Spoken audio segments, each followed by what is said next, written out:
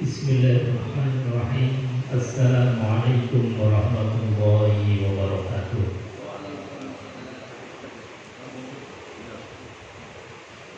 Bismillah, alhamdulillahilladzi anzala ala 'abdihi al-kitaba wa lam yaj'al lahu 'iwaja qayyiman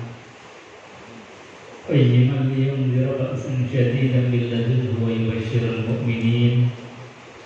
yubashshiral mu'minina alladhina ya'maluna as-solihati anna lahum ajran hasanan makithina fihi abada wa yunzira alladhina qalu ittakhadallahu walada. Sadaqallahu al-'azim wa sadaqa rasuluhul karim wa nahnu 'ala dzalika minasyahidin walhamdulillahi rabbil alamin. Hadratul karam, para ad-da'i ila Allah, semuanya kiai-kiai semua. Jadi saya sebetulnya nggak usah ngaji, saya yang harus ngaji kepadanya. Tapi karena diamanai ngaji, ya ini menakosah saja. Jadi kalau ada salahnya ya dibetulkan, kalau ada yang keliru ya sama-sama membetulkan. Yang saya hormati Ketua IKD dan juga pengurus serta hadirin jemaah yang dimuliakan Allah Subhanahu wa taala. Pertama dan yang paling utama, tentu kita bersyukur kepada Allah biqauli alhamdulillahirabbil alamin. Kenapa Nabi Shallallahu alaihi wasallam itu mensyariatkan dan memerintahkan kita berhamdalah di dalam setiap apapun kebaikan? Karena dengan hamdalah ini menjadi berkah kita. Majelis yang diawali dengan hamdalah, maka majelisnya menjadi berkah. Apapun yang diawali dengan hamdalah, nyambung kita dengan Allah Subhanahu wa taala. Sebagai bentuk rasa terima kasih kita, syukur kita diberikan hidup, diberikan fasilitas oleh Allah, tidak kurang suatu apapun. Sehingga dalam keadaan kondisi yang tadi disampaikan oleh MC, cuaca ekstrim saja, kita masih bisa hadir. Ini tentu bukan karena kemampuan dan kemauan kita saja, tapi hidayah, inayah dari Allah Subhanahu wa taala yang patut kita syukuri sekali lagi biqauli alhamdulillah. Juga dengan syukur, dengan kalimat yang ringan, kalimat hamdalah, ini menjadikan kita sebagai abdan syakur, hamba yang mau sekaligus mampu untuk bersyukur. Karena syukur ini ternyata tidak sembarangan orang bisa. Dikasih nikmat banyak belum tentu bisa mudah mengucapkan alhamdulillah. Dikasih kesempatan belum tentu juga kita memanfaatkan kesempatan itu dengan baik untuk ibadah taqarrub billah. Jadi dengan alhamdulillah itu kita kemudian rasa syukur. Makanya Nabi SAW dalam sebuah sabda beliau, dalam hadis beliau, baginda Rasulullah, kullu amrin zibalin la yubda'u fihi bil hamdalah fahuwa akbar. Jadi segala sesuatu kebaikan yang tidak diawali dengan hamdalah, dalam hadis yang lain yang tidak diawali dengan bismillah, maka menjadi terputus amalan. Maka menjadi penting kita mengucapkan hamdalah di dalam segala sesuatu supaya kita dicap menjadi abdan syakur, hamba yang mau dan sekaligus mampu bersyukur kepada Allah. Syukur bilisan biqauli alhamdulillah, syukur berangkat segala apapun yang ada melekat di tubuh kita, kita daya gunakan untuk ibadah kepada Allah Subhanahu wa taala. Makanya orang yang kemudian sudah dikasih stempel abdan syakur, ini rewardnya luar biasa, hadiahnya luar biasa. Apa hadiah yang diberikan oleh Allah? Al-Imam An-Nawawi menukil hadis ini di dalam kitab Al-Azkar An-Nawawiyah. Riwayat hadiah untuk orang yang dalam keadaan apapun itu ucapannya lisannya cuma alhamdulillah. Dikasih nikmat alhamdulillah, dikasih sakit masih alhamdulillah, dikasih senang alhamdulillah, dikasih duka, dikasih kita ujian alhamdulillah. Orang yang semacam ini kata Rasulullah SAW itu dikasih reward yang luar biasa. Apa rewardnya? Kata Allah Subhanahu Wa Taala, "Banallahu lahu baitan fil jannah." Wahai malaikat, bangunkanlah sebuah rumah, bangunkanlah sebuah istana di surga. Bahkan rumahnya ini spesial. Kalau rumahnya panjenengan ada namanya enggak? Banyak kan rumah kita nggak punya nama, paling di gerbang perumahan saja. Mungkin ada Puri Perdana, ada P4, ada Geraha Estetika. Tapi rumah kita sendiri nggak dikasih. Nah, rumah yang diberikan oleh Allah, dibangunkan oleh Allah Subhanahu Wa Taala spesial, dikasih label nama dalam gerbang rumah kita itu Baitul Hamdi, rumah pujian. Rumah pujian itu untuk siapa? Untuk orang yang dalam keadaan apapun, senang maupun susah, bahagia maupun duka, lisannya yang keluar hanya ucapan alhamdulillah. Hadis ini asbabul wurudnya itu ketika ada seorang yang meninggal dunia. Biasa ketika ada orang meninggal dunia, Allah mengutus para malaikat untuk hadir, untuk takziah. Setiap kali ada orang meninggal, hadir itu malaikat, utusan Allah Subhanahu Wa Taala. Lalu setelah malaikat ini takziah, ditanya oleh Allah, wahai malaikat, apa yang engkau lihat pada keluarga yang sedang dalam keadaan duka? Maka kemudian malaikat menghaturkan, wahai Allah, keluarga yang sedang duka, yang anaknya meninggal dunia ini, orang tuanya ini masih mengucapkan alhamdulillah. Orang tuanya masih husnuzan kepada Allah bahwa ini adalah yang terbaik. Mampu mengucapkan kalimat alhamdulillah, baru diikuti summastarja, kalimat istirja, inna lillah wa inna ilaihi raji'un. Jadi sebetulnya kesunahannya kalau kita ada musibah apapun itu, yang didahulukan adalah kalimat alhamdulillah. Tapi jangan salah paham, kalau ilmunya belum nyanda, nanti ada saudara meninggal alhamdulillah. Salah paham. Istrinya meninggal alhamdulillah, anaknya meninggal alhamdulillah, orang tuanya meninggal alhamdulillah.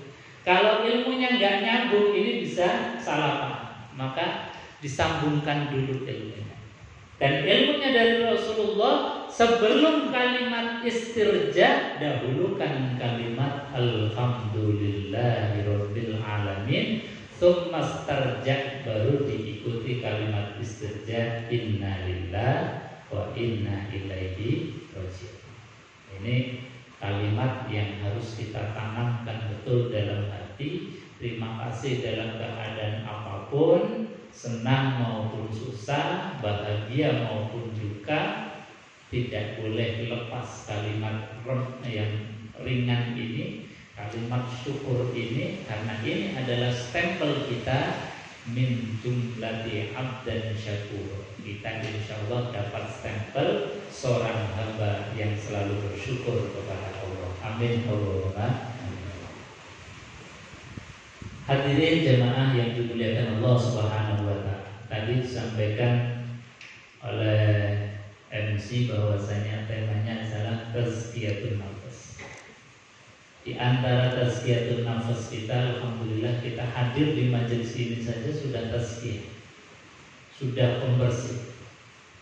Karena apa? Baginda Rasulullah SAW dalam sebuah hadisnya, ini luar biasa. Beliau mengatakan ad-dunya mal'unatun, mal'unun ma fiha. Coba bayangkan. Dunia yang apapun yang ada di permukaan bumi ini, yang ada di dunia ini semua, itu disifati oleh Rasulullah mal'unatun, dilaknat. Apapun isinya. Dunia semuanya disifati oleh Rasulullah Sallallahu Alaihi Wasallam mal'unatun, mal'unun ma fiha, dan apa-apa yang ada yang hiruk pikuk dunia ini semuanya, yang kadang-kadang menurut kita itu menyenangkan, yang kadang-kadang juga jengkel dan lain sebagainya, itu sebetulnya adalah mal'unatun, dilaknat oleh Allah. Illa zikrullah. Tapi ada istisnanya, kecuali dunia yang dijadikan sebagai sarana untuk ingat kepada Allah Subhanahu wa ta'ala. Dunia yang dijadikan kita untuk taqarrub, untuk ingat kepada Allah, untuk kita selalu bersyukur kepada Allah, itulah dunia yang disukai. Bukan dunia yang dilaknat oleh Allah. Dan juga sesuatu yang hilang laknatnya, hilang kebencian dari Allah adalah au aliman au muta'alliman. Jadi ada 3 istisna, ada 3 pengecualian dunia yang tidak dilaknat oleh Allah. Satu adalah dunia yang dijadikan sebagai sarana zikrullah. Yang kedua adalah dunia yang dijadikan sebagai sarana proses untuk belajar dan juga proses untuk mengajar. Kita ini alhamdulillah hadir di majelis ini, meskipun kita sama-sama belajar, insya Allah ini menjadikan dunia kita bukan dunia yang dilaknat oleh Allah. Amin Allahumma amin. Sekali lagi, ini adalah motivasi kita berzikir, kita bertaklim. Mudah-mudahan ini yang menjadikan kita dicintai oleh Allah Subhanahu wa ta'ala. Jamaah yang dimuliakan Allah, tadi disampaikan bahwasanya tazkiyatun nafs ini sesuai dengan momen kita. Mungkin ada yang momen tahun baru lagi atau akhir tahun, tapi insya Allah majelis ini bukan karena momen tahun baru, nanti dianggap bid'ah, tapi yang lepas saja. Tapi dalam setiap kesempatan kita harus kemudian menghitung diri, bermuhasabah. Kita membersihkan diri terus-menerus. Lalu bagaimana kita supaya bisa membersihkan jiwa kita? Maka kita harus tahu dulu siapa kita. Kalau kita ingin kemudian mengevaluasi diri, maka harus tahu dulu siapa kita. Nah, ini yang menjadi penting. Siapanya kita ini disampaikan oleh Al-Quranul Karim, bahwa kita ini adalah manusia yang manusia itu diberikan oleh Allah Subhanahu wa ta'ala 2 modal besar. 2 modal besar ini diberikan oleh Allah di setiap manusia. Apa modal besarnya? Fa'alhamaha fujuraha wa taqwa. Ini harus kenal dulu, bahwa kita manusia itu diberikan ilham, diberikan modal besar oleh Allah Subhanahu wa ta'ala. 1, modalnya apa? Fujur. Ternyata kita modal awal yang disampaikan oleh Quran itu fujur. Apa fujur itu? Fujur adalah sifat jelek, sifat ketidakbaikan. Dan ini justru disampaikan Allah di awal. Fujuroha baru wa taqwa. Bukan fa'alhamaha taqwaha wa fujuroha. Tapi Allah sampaikan fa'alhamaha fujuroha wa taqwa. Sifat jelek dan juga sifat baik. Pemahaman kita dan kesadaran kita akan 2 sifat inilah yang kemudian kita akan muncul menjadi orang yang mawas diri, orang yang kemudian kita harus terus-menerus membersihkan diri. Karena saya yakin bahwa yang hadir di majelis ini tidak mungkin yang tidak pernah berdosa. Termasuk ustadznya ini ya bolak-balik dosa, bolak-balik mungkin maksiat. Karena apa? Karena potensi ini pasti ada di setiap kita. Tidak ada seorang pun kecuali Nabi dan Rasul yang memang disterilkan oleh Allah Subhanahu wa Ta'ala dari kesalahan yang membuat dosa atau kesalahan yang menjadikan dosa. Kecuali Nabi dan Rasul, semuanya punya potensi salah, punya potensi dosa. Maka potensi inilah yang kemudian kita sadari betul bahwa manusia itu, kata orang-orang tua kita, sak apik-apike uang senajan sithik ana eleke, sak elek-eleke uang senajan sithik ana apike. Nah, ini sebetulnya kesadaran kita untuk tazkiyatun nafs. Soalnya kalau kita nggak punya kesadaran bahwa manusia pasti punya dua potensi ini, ketika kita dalam keadaan baik dan memandang orang lain yang dalam keadaan fujur, kemudian kita rasanya tidak ada belas kasihan. Adanya apa?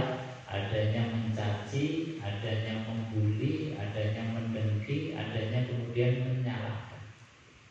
Ketika kita dalam keadaan salah, dibimbing, kemudian kita malah menjauh. Nah, ini kesadaran tadi bahwa kita masih menjadi manusia, maka selagi kita masih manusia, potensi fujur dan potensi takwa itu ada. Maka kata Al-Qur'anul Karim disampaikan oleh Allah Subhanahu wa Ta'ala, qad aflaha man zakkaha wa qad khaba man dassaha. Qad aflaha man tazakka wa qad khaba man dassaha. Jadi beruntung sekali orang yang kemudian ketika menyadari betul kita punya potensi salah, potensi dosa, kemudian kita memperbaiki diri, kita mawas diri, banyak istighfar, memperbaiki diri, bertobat kepada Allah Subhanahu wa Ta'ala. Jemaah yang dimuliakan Allah Subhanahu wa Ta'ala, maka di antara taubatnya kita atau kita mengetahui untuk bisa membersihkan daripada kesalahan-kesalahan kita adalah wajib bagi kita bil ilm. Jadi tazkiyatun nafs yang paling utama itu adalah bil ilm, dengan pengetahuan. Karena apa? Karena kita diberikan oleh Allah Subhanahu wa Ta'ala itu potensi yang luar biasa. Kita tadi punya sifat fujur dan takwa. Bahkan malaikat itu pernah protes ketika Allah Subhanahu wa Ta'ala ingin menjadikan kita sebagai khalifatullah fil ardh. Itu kan sempat, kalau bahasa kitanya itu, Allah itu disomasi, diprotes oleh malaikat. Wahai Allah, kenapa Engkau akan menjadikan manusia sebagai khalifah fil ardh? Padahal manusia itu punya sifat, sifat dasar adalah mayyufsidu fiha wa yasfikud dima. Kenapa Engkau akan menjadikan manusia justru menjadi khalifah, menjadi wakilmu di dunia ini, wahai Allah? Wong manusia itu punya karakter dasar mayyufsidu fiha wa yasfikud dima. Orang yang suka merusak dan suka menumpahkan darah. Hanya supaya istilahnya Allah gak keweleh, kita harus betul-betul jaga jangan kemudian kita punya sifat mayyufsidu fiha wa yasfikud dima.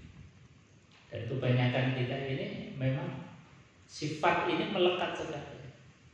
Misalnya ketika Allah mengatakan wa idza qila lahum la tufsidu fil ardi, janganlah engkau merusak di bumi. Seringkali kita beralibi, banyak alasan yang kita buat. Kita enggak merusak, tapi kita sedang membangun. Itu sudah disinyalir oleh Allah, wa idza qila lahum la tufsidu fil ard qalu innama nahnu muslihun. Kita seringkali beranggapan, kita seringkali membuat alasan innama nahnu muslihun. Kami ini enggak merusak, kami ini sedang membangun. Padahal aslinya yang merusak. Contoh misalnya kita membuat rumah. Rumah itu dulunya tanah kosong, banyak tanaman, banyak pohon.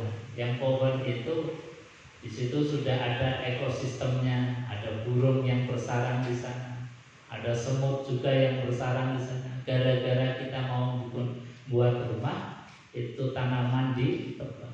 Kira-kira nebang tanaman itu merusak nggak? Yang merusak. Tapi kita seringkali mengatakan innama nahnu muslih. Nah, yang semacam ini sebetulnya adalah hal-hal yang keseharian, tapi kita tidak merasa bahwa itu adalah merusak. Makanya malaikat betul-betul kemudian protes kepada Allah.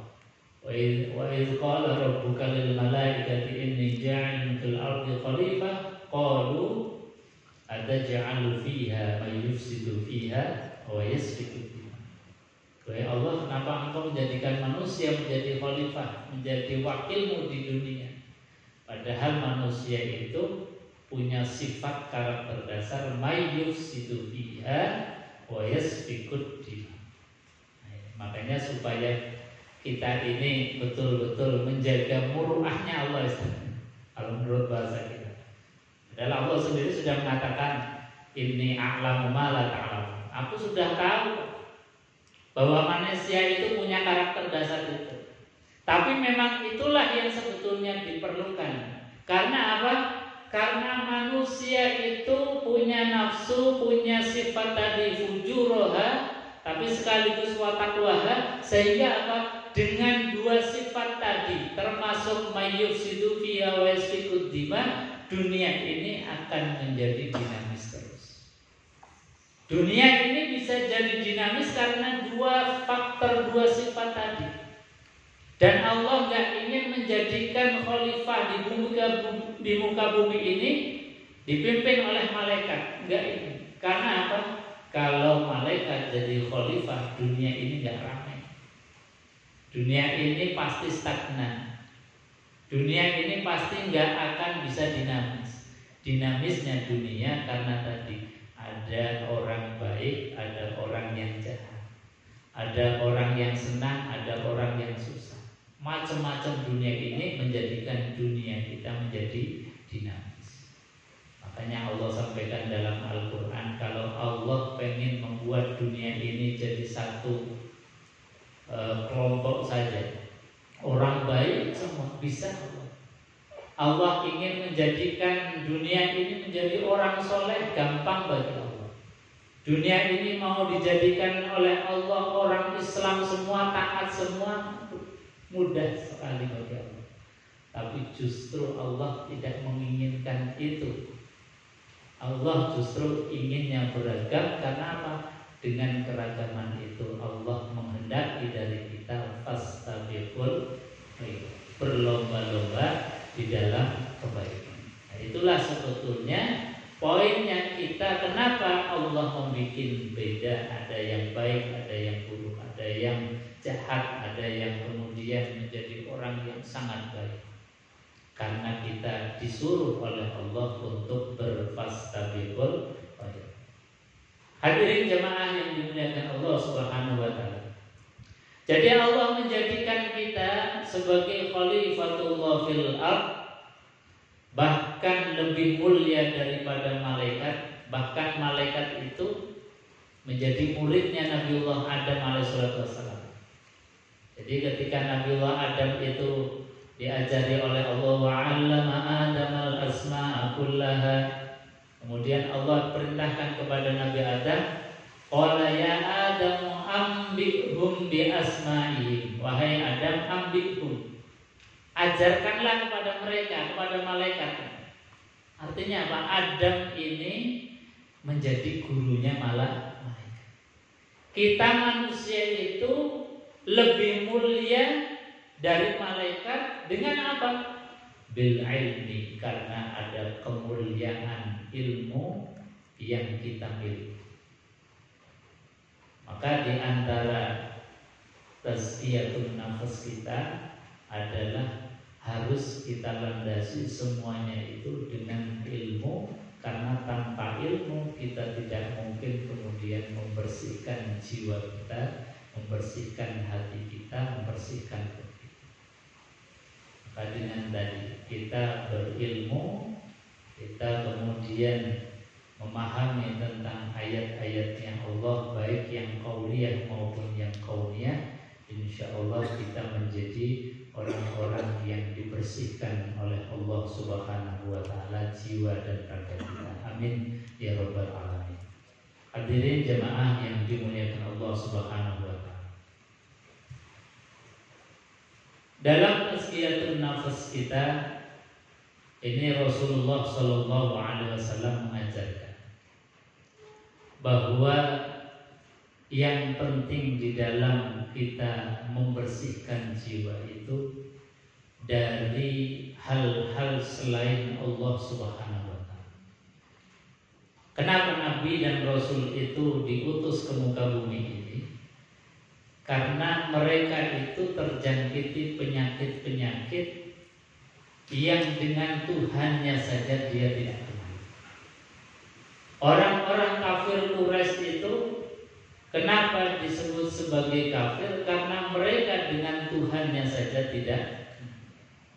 Dengan Allah Subhanahu wa Ta'ala yang menciptakan kita, yang memberikan rezeki kepada kita, yang mencukupi kita, kok sampai tidak kenal dengan Allah Subhanahu wa Ta'ala? Berarti di dalam hatinya itu ada penyakit. Maka penyakit hati yang perlu kita bersihkan terlebih dahulu adalah penyakit daripada kesyirikan kepada Allah Subhanahu wa Ta'ala. Kita harus kembali bertauhid, menauhidkan Allah. Makanya tazkiyatun nafas, pembersihan jiwa yang paling penting adalah kenalnya kita dengan Allah Subhanahu wa Ta'ala. Maka para ulama kemudian memberikan satu keterangan, kewajiban kita yang pertama bukan sholat, kewajiban pertama kita bukan puasa, bukan zakat, tapi para ulama mengatakan bahwa awwal wajibil alal insani ma'rifatul ilahi bistiqamah. Awal wajibil alal insan, kewajiban pertama manusia, kata para ulama. Apa itu ma'rifatul ilah?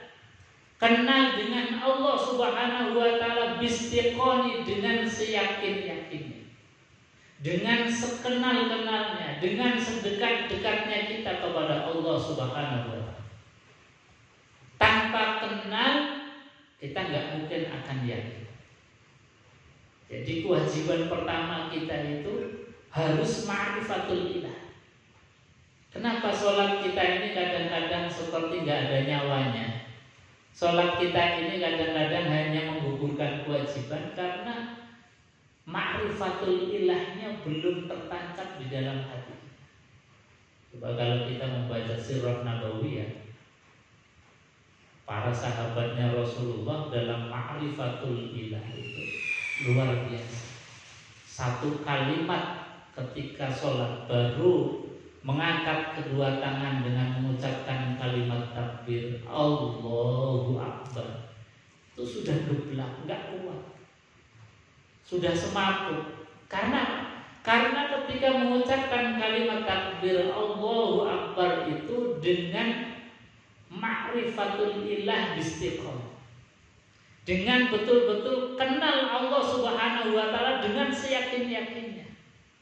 Mengucapkan kalimat kelihatannya remeh, kalimat yang mudah sekali untuk diucapkan, kalimat Allahu Akbar. Tapi kalimat itu adalah kalimat yang luar biasa, kalimat yang kita itu di hadapannya nggak ada apa-apanya, kalimat yang mengagungkan Allah Subhanahu wa Ta'ala, zat yang memang pantas diagungkan. Jadi Jadi kalimat itu kalimat yang spektakuler. Kenapa kita itu biasa-biasa saja? Ya tadi karena satu kalimat itu sudah jadi kalimat rutinitas. Sholat juga sudah menjadi rutinitas. Maka yang rutinitas itu harus kita kemudian gali kembali. Kita kenali kembali. Tadi awwal wajibil 'alal insan ma'rifatul ilah bistiqomah. Kewajiban pertama kita bukan sholat. Apa artinya sholat kalau kita belum kenal zat yang kita sembah, zat yang kita tuju? Apa artinya kita ruku dan sujud? Ketika kita ruku dan sujud tidak tahu yang kita tuju, tidak tahu kita yang kita ruku, yang kita sujudi. Tapi kalau kita betul-betul ma'rifatul ilah, satu kalimat di dalam sholat Allahu Akbar itu rasanya sudah bergetar luar biasa. Bahkan tadi dalam sirah-sirah para sahabat Rasulullah mengucapkan kalimat takbir itu belum sampai selesai sudah semaput. Karena saking tidak ada artinya kita di hadapan Allah Subhanahu wa ta'ala.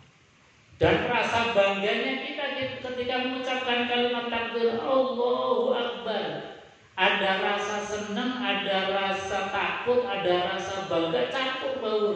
Rasa bangganya apa? Ya Allah, luar biasa Engkau zat yang maha. Kok masih rindu kepada saya, kepada aku yang tidak ada apa-apanya, yang tiap hari masih banyak dosa, yang tiap hari masih banyak maksiat, yang tiap hari tidak lepas dari dusta. Kok ya Engkau masih rindu kepada, kok ya Engkau masih mau menerima aku. Itu kan luar biasa. Allah zat yang maha masih menerima kita yang tidak ada apa-apanya, yang tidak ada artinya. Yang sholat kita tidak menambahkan kemuliaan Allah, kita nggak sholat pun Allah nggak rugi. Tapi Allah masih mengundang kita, hayya 'alas sholah, hayya 'alal falah. Bahkan kerinduan Allah Subhanahu wa ta'ala sehari itu 5 kali. Tapi kita kerinduannya kepada Allah Subhanahu wa ta'ala rasanya masih terpaksa. Ketika hayya 'alas sholah, hayya 'alal falah, kita seringkali masih membuat alasan untuk menghadiri kerinduan Allah. Kita seringkali masih membuat alasan-alasan untuk hadir memenuhi panggilan Allah Subhanahu wa ta'ala. Ini yang namanya belum ma'rifatul ilah. Jadi tazkiyatun nafas pertama itu betul-betul kita harus dandan. Kita harus terus-menerus wa tawassaw bil haqq wa tawassaw bis sabr, saling ingat mengingatkan dalam keadaan baik dan tadi supaya kita tidak lepas dengan ma'rifatul ilah. Kalau kita sudah ma'rifatul ilah betul, itu rasanya beragama itu nikmat. Salat itu rasanya nikmat. Salat itu merupakan kerinduan kita.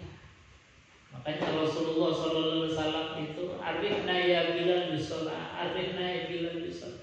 Wahai Bilal, istirahatkanlah dengan sholat, istirahatkan. Jadi sholat itu istirahat. Apa istirahat? Istirahat itu kan sifatnya senang-senang. Istirahat itu santai, istirahat itu gembira. Nah kalau kita itu sholat itu masih beban. Jadi masih jauh sekali yang perlu kita perbaiki. Nabi sholat dianggap istirahat, kita sholat masih menjadi. Kenapa? Ya tadi, karena memang kita dari awal sholat kita belum bermakrifat, puasa kita belum bermakrifat. Maka kita kalau makrifatnya sholat itu sudah mentok, itu betul-betul luar biasa.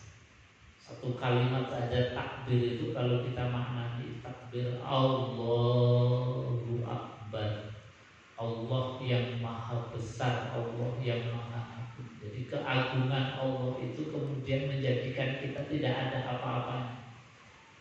Jadi laksana debu di antara dunia ini tidak terlihat. Kita ini tidak ada apa-apanya sama sekali. Allah Subhanahu wa taala masih memandang kita bi'ainir rahmah, dengan pandangan rahmat, dengan pandangan kasih sayang. Kita seringkali melenakan Allah, melupakan Allah, masih saja kita dikasih makan. Makan juga masih diberikan rasa nikmat. Coba kalau kita bisa makan tapi nikmatnya hilang, itu kan juga kita bingung. Seperti pandemi kemarin, kita bisa menghirup udara tapi nggak bisa membau, itu sudah bingung. Jadi baru satu item diangkat oleh Allah saja bingungnya luar biasa. Padahal ya masih bisa makan, masih bisa minum, gara-gara tidak bisa mencium baunya saja sudah bingung.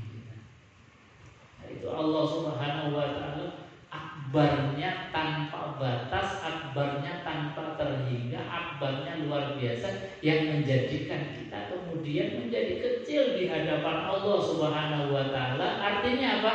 Kita tawajjuh ilallah, tidak membawa kebesaran nama kita, tidak membawa harta kita, tidak membawa status sosial kita, tapi kita tawajjuh ilallah sebagai abdullah, sebagai hambanya Allah Subhanahu.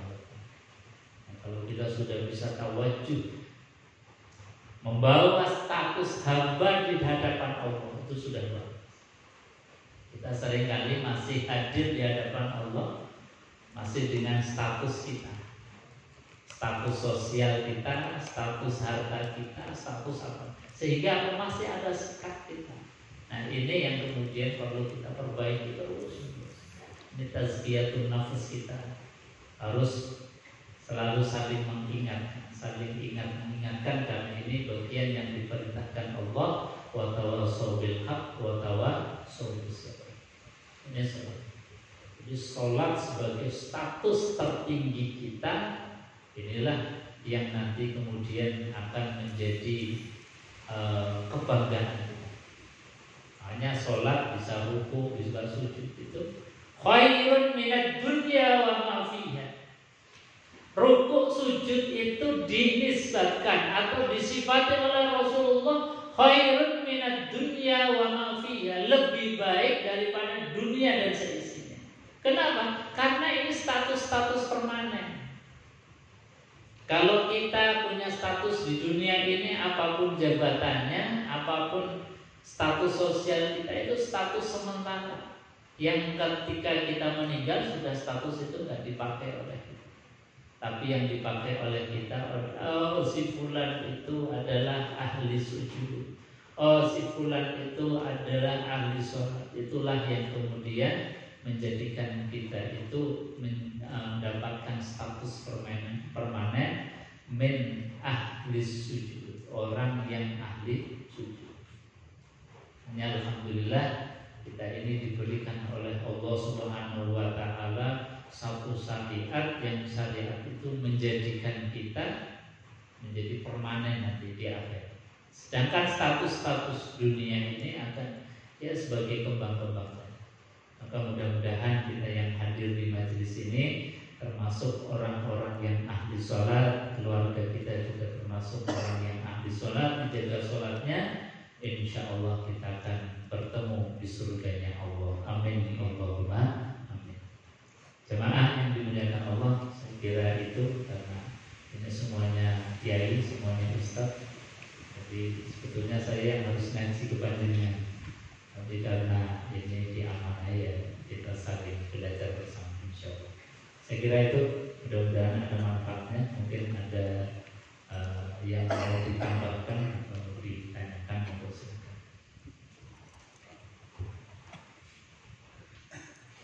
Baik, kemudian dia materi tafsir nas dari Ustaz Fathur yang kembali mungkin kalau kita mengingat lagi atau bila kita kembali tentang mungkin tazkiyah ini, kalau kita mungkin materi sudah